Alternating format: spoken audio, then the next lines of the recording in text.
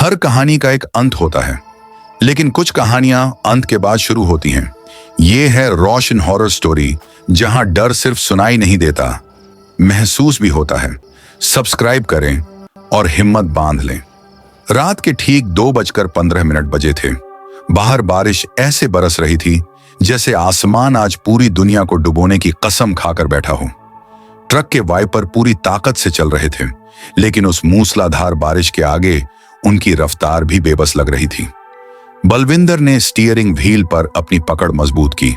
उसकी आंखें जल रही थीं। पिछले 14 घंटों से वह लगातार ट्रक चला रहा था। हैदराबाद से निकला था और अब मध्य प्रदेश के घने जंगलों के बीच से गुजरने वाले हाईवे पर था।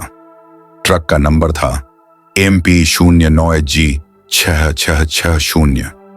यह एक टाटा सिग्ना 4018 थी, जो लोहे के सरियों से लदी हुई थी। केबिन के अंदर पुरानी कैसेट प्लेयर पर 90 के दशक का गाना बज रहा था, लेकिन सिग्नल खराब होने की वजह से आवाज बार बार कट रही थी। मुसाफिर हूं यारों, ना घर है ना ठिकाना। अचानक गाने की आवाज पूरी तरह बंद हो गई और रेडियो से सिर्फ एक बीप की आवाज आने लगी।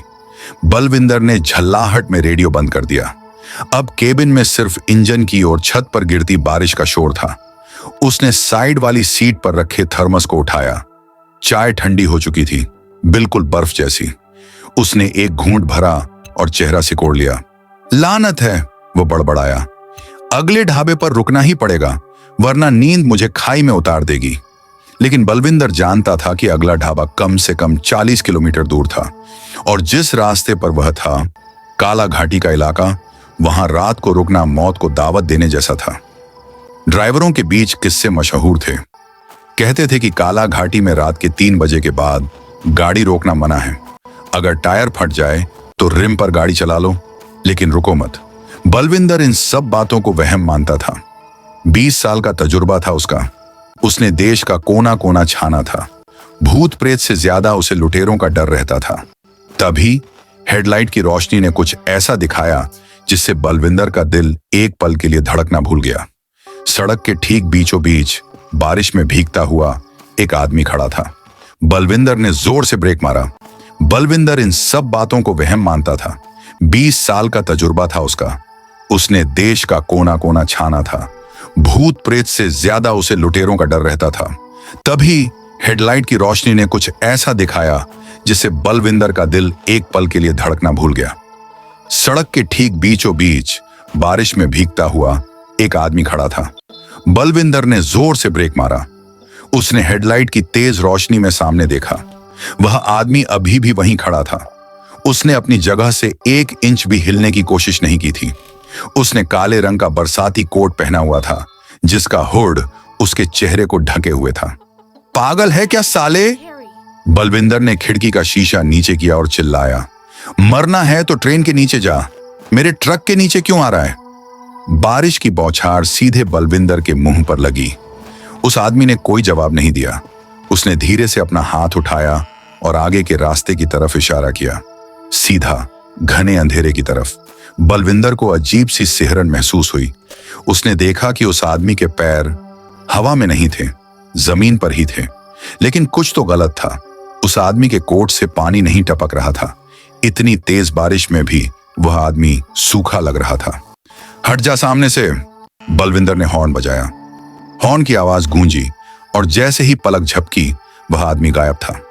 बलविंदर ने अपनी आंखें मली।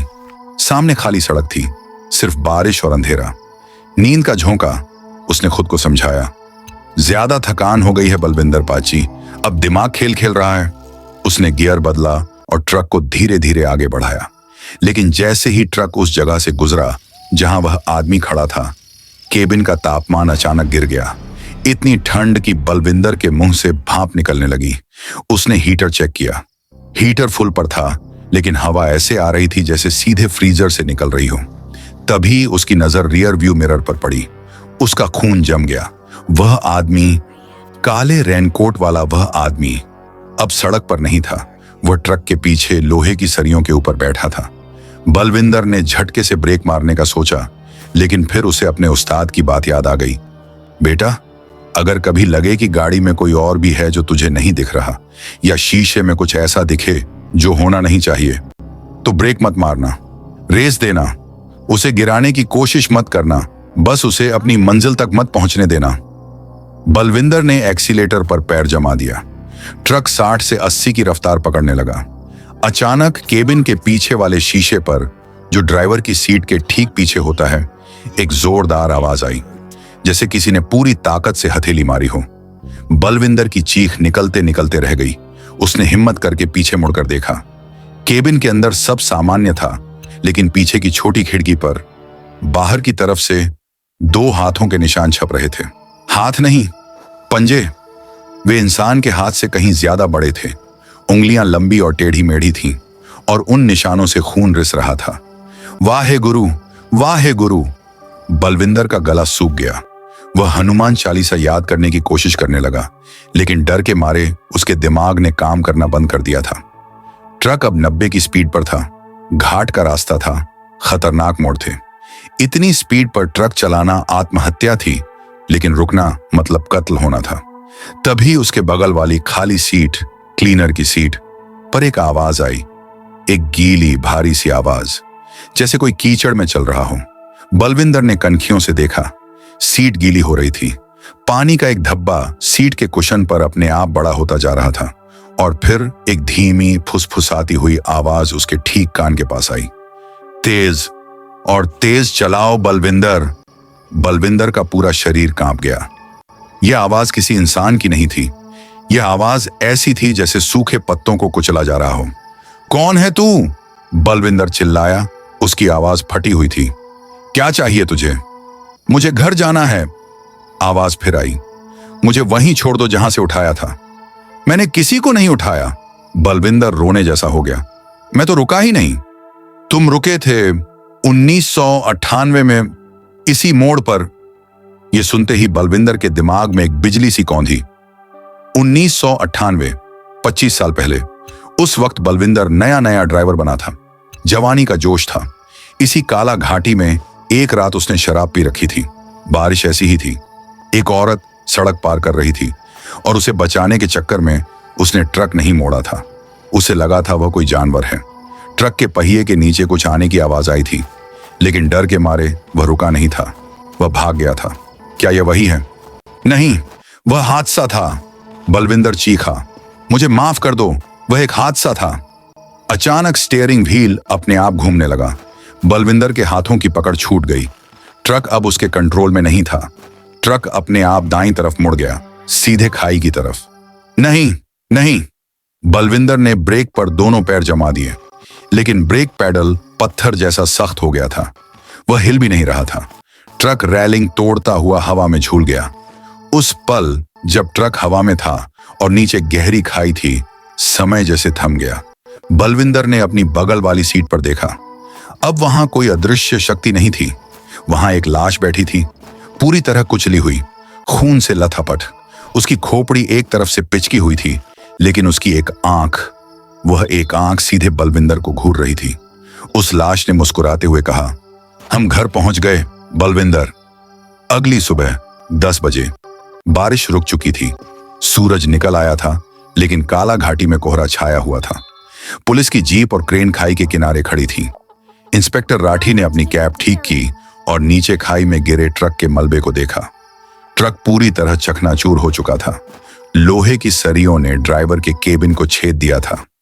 बुरी मौत मरा है बेचारा, हवलदार ने पान थूकते हुए कहा। लगता है नींद आ गई होगी। इंस्पेक्टर राठी ने सिर हिलाया। शायद, लेकिन एक चीज अजीब है। क्या सर? पोस्टमार्टम रिपोर्ट तो बाद में आएगी, लेकिन बॉडी की हालत देख रहे हो?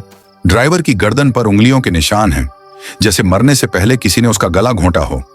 हवलदार का चेहरा पीला पड़ गया। सर, ये वही जगह है ना जहां 25 साल पहले वह एक्सीडेंट हुआ था? राठी ने गहरी सांस ली। ट्रक का केबिन चेक किया? जी सर, सब खत्म हो गया है। बस एक ही चीज सही सलामत मिली है। हवलदार ने एक प्लास्टिक की थैली आगे बढ़ाई। उसमें एक पुराना भीगा हुआ डायरी का पन्ना था। उस पर कांपते हाथों से कुछ लिखा हुआ था। इंस्पेक्टर ने उसे पढ़ा। उस पर लिखा था, वह कभी ट्रक से उतरी ही नहीं। वह पिछले 25 सालों से मेरे साथ ही सफर कर रही थी। आज उसने मुझे बता दिया। इंस्पेक्टर ने पन्ना मोड़ा और अपनी जेब में रख लिया। हवा में एक अजीब सी ठंडक घुल गई थी, बावजूद इसके कि सूरज सिर पर था। तभी क्रेन वाले ने आवाज दी, साहब, ट्रक के पीछे कुछ लिखा है, साफ करूं क्या? ट्रक के पीछे कीचड़ पुता हुआ था। इंस्पेक्टर ने इशारा किया। क्रेन वाले ने कपड़ा मारकर कीचड़ हटाया। वहां शेरो शायरी नहीं लिखी थी, वहां लाल पेंट से, जो अभी भी ताजा लग रहा था, लिखा था, सफर खत्म, अगला मुसाफिर तैयार रहे। इंस्पेक्टर ने पीछे मुड़कर सड़क की तरफ देखा। एक और ट्रक दूर से आता दिखाई दे रहा था, अनजान, बेखबर। दोपहर की चिलचिलाती धूप थी, लेकिन कबाड़ बाजार का माहौल हमेशा की तरह भारी और उदास था। लोहे के कटने की आवाज और हथौड़ों की हर तरफ गूंज रही थी। सुरेश, एक 28 साल का नौजवान ड्राइवर, अपनी पुरानी अशोक लीलैंड लॉरी के लिए कुछ सस्ते पार्ट्स ढूंढ रहा था। उसकी गाड़ी का साइड मिरर टूट गया था और म्यूजिक सिस्टम खराब था। वह असलम भाई की दुकान पर पहुंचा। असलम पुराना कबाड़ी था जो एक्सीडेंट वाली गाड़ियों का सामान बेचता था। असलम भाई, कोई बढ़िया सा साइड मिरर है क्या? और एक डेक भी चाहिए, सुरेश ने पसीना पोंछते हुए कहा। असलम ने बीड़ी का कश लिया और एक कोने में इशारा किया। वहां एक ट्रक का मलबा पड़ा था। वह ट्रक पूरी तरह पिचका हुआ था, जैसे किसी राक्षस ने उसे मुट्ठी में भींच दिया हो। वह बलविंदर का ट्रक था, MP09HG 6660। वो देख, असलम बोला, उस टाटा सिग्ना का माल है। गाड़ी तो खत्म हो गई, लेकिन उसका बायां शीशा और पायनियर का म्यूजिक सिस्टम बिल्कुल नया है। ले जा सस्ते में। सुरेश उस मलबे के पास गया। अजीब बात थी, पूरी गाड़ी चकनाचूर थी, लेकिन वह साइड मिरर ऐसे चमक रहा था जैसे अभी शोरूम से आया हो। उस पर एक खरोंच तक नहीं थी। सुरेश ने शीशे में अपना चेहरा देखा। एक पल के लिए उसे लगा कि शीशे में उसके पीछे कोई खड़ा है, एक काली परछाई। उसने झटके से पीछे मुड़कर देखा। वहां कोई नहीं था, सिर्फ लोहे के टूटे हुए पाइप पड़े थे। वहमी की बीमारी है, सुरेश ने सोचा और मुस्कुरा दिया। उसने वह मिरर और म्यूजिक सिस्टम खरीद लिया। उसे क्या पता था कि वह लोहे के टुकड़े नहीं, बल्कि अपनी मौत खरीद कर ले जा रहा है। उसी रात हाईवे पर सुरेश की ट्रक में रात के 11 बज रहे थे। सुरेश अपनी लॉरी लेकर नासिक की तरफ जा रहा था। उसने नया म्यूजिक सिस्टम फिट कर लिया था और वह चमचमाता हुआ साइड मिरर भी लगा हुआ था। सड़क सुनसान थी। सुरेश ने नया म्यूजिक सिस्टम ऑन किया। अरे यार, असलम ने खराब माल दे दिया क्या? सुरेश बड़बड़ाया। उसने ट्यूनिंग बटन घुमाया। अचानक आवाज साफ हो गई। गाना बजा, मुसाफिर हूं यारों, ना घर है ना ठिकाना। सुरेश सकपका गया। उसने यह गाना नहीं लगाया था। उसने पेन ड्राइव लगाई थी जिसमें नए पंजाबी गाने थे। ये पुराना गाना कहां से बजने लगा? और सबसे डरावनी बात, ये वही गाना था जो बलविंदर की मौत के वक्त उसके ट्रक में बज रहा था। उसने आवाज कम करने की कोशिश की, लेकिन वॉल्यूम अपने आप बढ़ने लगा। Volume 10, 20, 30, maximum. पूरा केबिन आवाज से गूंजने लगा। सुरेश के कान फटने लगे। उसने घबराहट में सिस्टम को बंद करने वाला बटन दबाया। बंद नहीं हुआ। उसने तार खींचने की कोशिश की। तभी गाने के बीच में एक आवाज आई। वह गाने के बोल नहीं थे, वह किसी आदमी की चीख थी। मत रुकना सुरेश, मत रुकना। सुरेश का दिल हलक में आ गया। कौन है? उसने चिल्लाया। अचानक म्यूजिक सिस्टम बंद हो गया। घोर सन्नाटा छा गया। सुरेश की सांसें फूल रही थीं। उसने पानी की बोतल उठाई। तभी उसकी नजर उस नए साइड मिरर पर पड़ी। नॉर्मली साइड मिरर में पीछे की सड़क दिखती है, पीछे आती हुई गाड़ियां दिखती हैं, लेकिन उस मिरर में जो दिख रहा था, उसने सुरेश का खून जमा दिया। उस मिरर में नासिक का हाईवे नहीं दिख रहा था। उस मिरर में काला घाटी का वह जंगल दिख रहा था।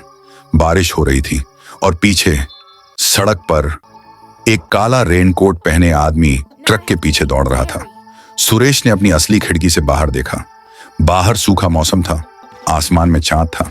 उसने फिर मिरर में देखा। मिरर के अंदर मूसलाधार बारिश हो रही थी और वह आदमी अब ट्रक के बिल्कुल करीब आ चुका था। यह कैसे मुमकिन है? असली दुनिया में शांति, लेकिन शीशे के अंदर तूफान। हे भगवान! सुरेश ने एक्सीलेटर दबाया। तभी उसे वह डैश कैम याद आया जो उसे म्यूजिक सिस्टम के साथ ही उस मलबे में मिला था। उसने सोचा था कि इसे बाद में बेच देगा, इसलिए उसे अपनी जेब में रखा था। उसे लगा शायद इसमें कोई सुराग हो, लेकिन अभी वह रुक नहीं सकता था। तभी केबिन के अंदर ठंड बढ़ने लगी, वैसी ही ठंड जो बलविंदर ने महसूस की थी। सुरेश को अपनी गर्दन के पीछे किसी की सांस महसूस हुई। कोई उसके कान में फुसफुसाया, शीशे में मत देखो, वह बाहर आना चाहता है। सुरेश ने डर के मारे अपनी आंखें सामने सड़क पर गड़ा दी, लेकिन इंसान की फितरत होती है, वह उसी चीज को देखता है जिससे उसे मना किया जाए। उसकी नजर फिर से साइड मिरर पर गई। इस बार वह आदमी दौड़ नहीं रहा था, वह आदमी मिरर के अंदर से बाहर निकल रहा था। हाँ, एक काला हाथ शीशे की सतह से बाहर निकल रहा था, जैसे शीशा पानी हो। वह हाथ धीरे धीरे बड़ा होता जा रहा था और सुरेश की गर्दन की तरफ बढ़ रहा था।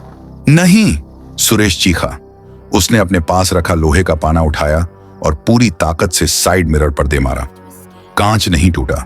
आवाज कांच टूटने की नहीं आई, बल्कि ऐसी आई जैसे किसी ने मांस के लोथड़े पर वार किया हो।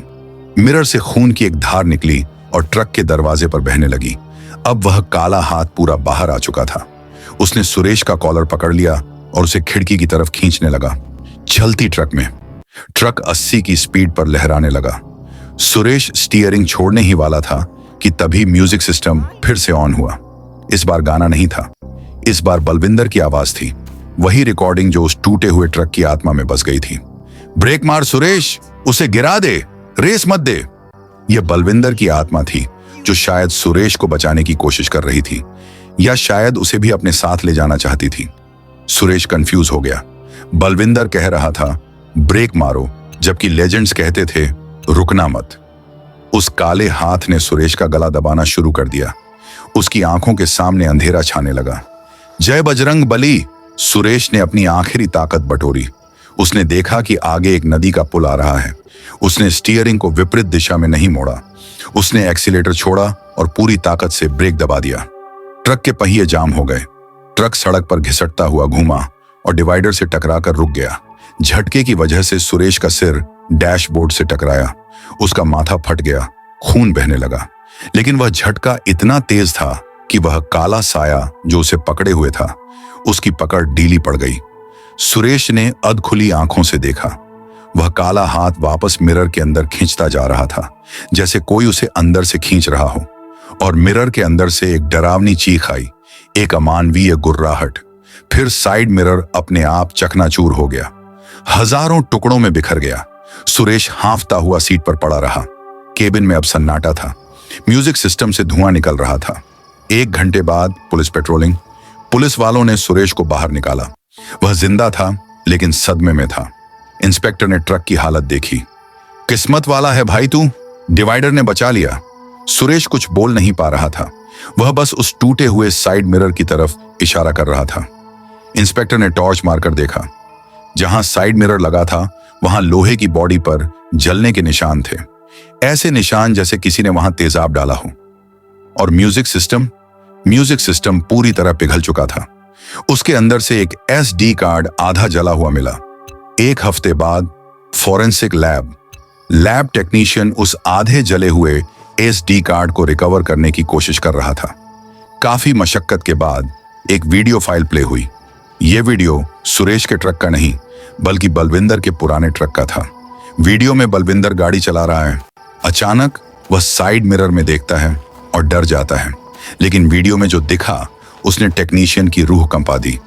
वीडियो में दिख रहा था कि बलविंदर गाड़ी चला रहा है, लेकिन बलविंदर के चेहरे की जगह कोई चेहरा नहीं था, सिर्फ एक काला धुआं था। और पीछे की सीट पर बलविंदर खुद बैठा था, रोते हुए, हाथ जोड़े हुए, जैसे कोई और उसका शरीर चला रहा हो और उसकी आत्मा पीछे कैद हो। वीडियो के आखिरी सेकंड में कैमरा उस काले धुएं वाले ड्राइवर की तरफ झूम होता है। वह कैमरे की तरफ देखता है और मुस्कुराता है। उसके दांत नहीं थे, सिर्फ अंधेरा था। कंप्यूटर की स्क्रीन अचानक काली हो गई। लैब की बत्तियां बुझ गईं और अंधेरे में टेक्नीशियन के ठीक पीछे से आवाज आई, क्या तुमने मुझे बुलाया? अगर आज रात सफर पर निकलो और म्यूजिक अपने आप चलने लगे, तो समझ जाना सफर अब सिर्फ तुम्हारा नहीं रहा। इस कहानी को यहीं खत्म मत समझना, क्योंकि काला घाटी में अगला मुसाफिर हमेशा तैयार रहता है। और अगर अभी भी तुम्हें लगता है कि यह सिर्फ कहानी थी, तो अगली बार ड्राइव करते वक्त शीशे में जरूर देखना।